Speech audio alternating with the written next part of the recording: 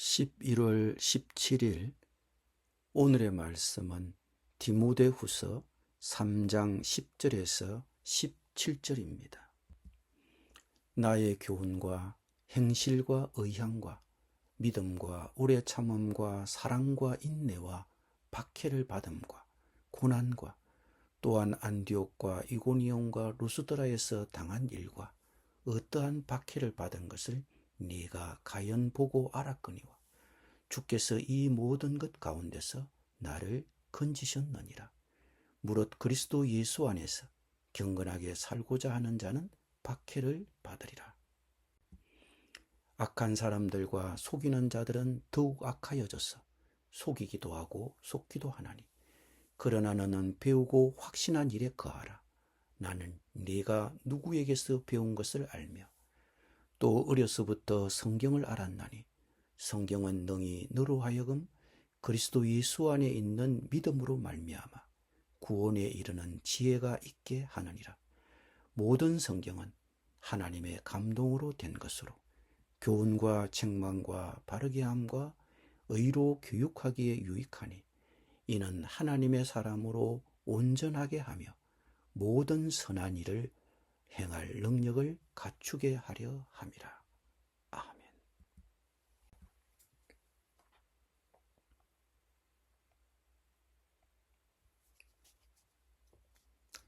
말세에 대한 첫 번째 지침으로 진리에서 떠난 거짓된 사고나 행동을 거절하라고 명령한 바울은 이제 두 번째 지침으로 진실한 자들을 따르라고 명령합니다. 그 진실한 자의 예로 바울은 자신의 삶을 본보기로 제시합니다. 디모데는 바울이 복음을 위해 어떻게 살았고 무엇을 가르쳤고 어떤 고난을 겪었는지를 직접 보았습니다. 그도 역시 진정으로 그리스도를 따른다면 고난을 겪을 것을 예상해야 합니다. 바울은 첫 번째 선교 여행에서 비시디아 안디옥에서 추방당했고 이고니온에서 도망쳐 나와 돌에 맞아 죽을 뻔했습니다. 루스드라는 디모데가 살았던 곳입니다. 이런 곳은 바울이 박해와 처음으로 맞서 싸웠던 곳이었습니다. 또한 바울이 많은 위험에 직면했을 때 하나님의 지속적인 보호를 경험한 곳이기도 했습니다. 바울은 그리스도인으로서 이 세상에서 진리대로 사는 것과 박해받는 것이 함께 가는 것임을 보았습니다. 사서 고생한다는 말이 있습니다. 굳이 고생을 할 필요가 없는데도 불구하고 고생을 자처하는 경우를 말합니다. 봉사라면 모르나 박해를 받는 것이라면 그리스도인들이 의도적으로 이런 박해를 사서해야 할 일은 아닙니다. 그러나 경건한 삶을 살면 박해는 자동적으로 따라올 것이라고 베드로전서 4장에서 말했습니다. 그렇습니다. 경건하게 살고자 하는 모든 사람도 마찬가지입니다. 그리스도 예수 안에서 경건하게 살려고 하는 사람은 모두 박해를 받을 것입니다. 우리가 하나님께 헌신하려고 하면 사탄은 우리를 공격할 것입니다. 이 마지막 때 말세에는 그리스도를 위해 사는 것이 점점 더 어려울 것이라는 것은 확실합니다. 그러므로 그 어느 때보다도 바울처럼 온전히 그리스도를 위해 사는 그리스도인이 필요합니다. 오늘날 어떤 사람들은 경건하게 살면 박해를 피할 수 있다고 생각하지만 사실은 그 반대입니다. 바울은 이런 고난에 대해 다음과 같이 설명합니다.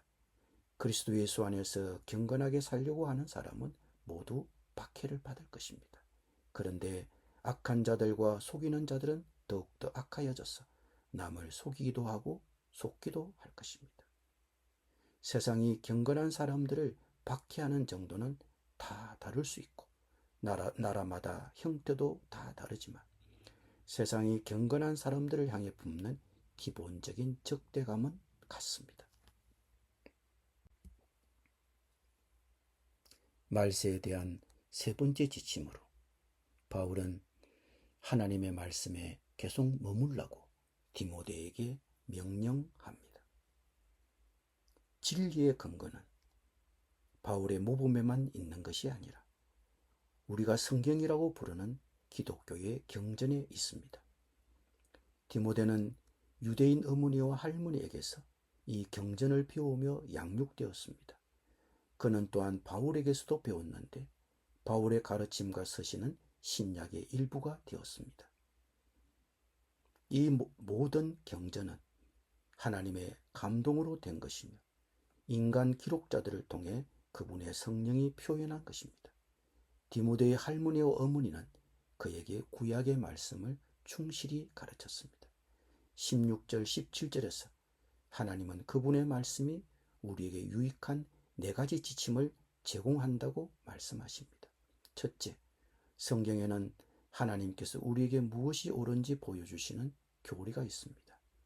그리고 하나님께서는 그 말씀을 통해 우리가 어디에서 어떻게 잘못되었는지 책망하십니다.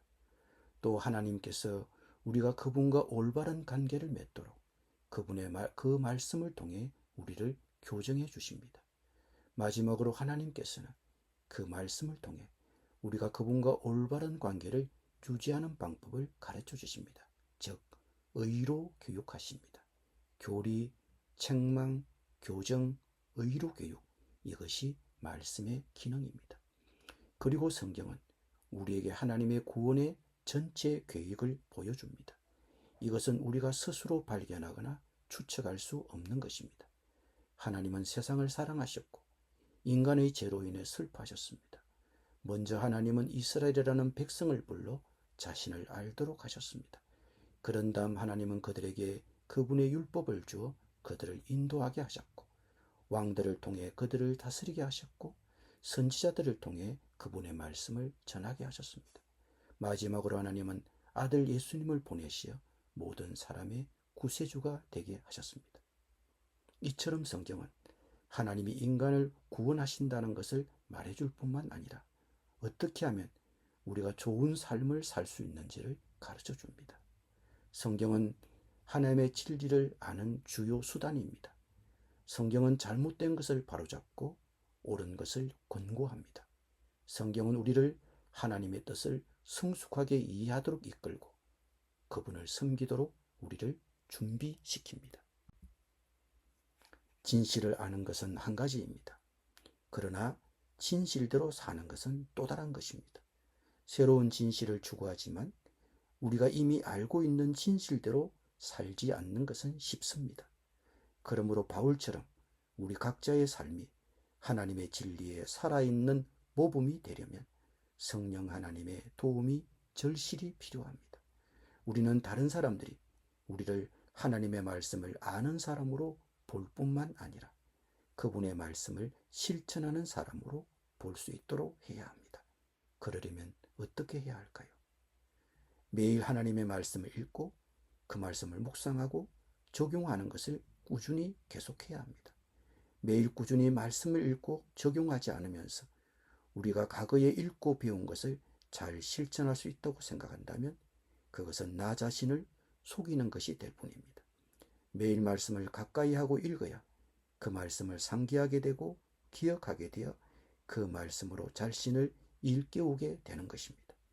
물론 매일 말씀을 읽고 적용하여 실천하는 것이 쉽지는 않지만 그러나 매일 말씀을 가까이 하여 성령님이 그 말씀을 내게 사용하실 수 있도록 시간을 드려야 합니다. 성령 하나님이 도우실 것입니다. 기도드립니다.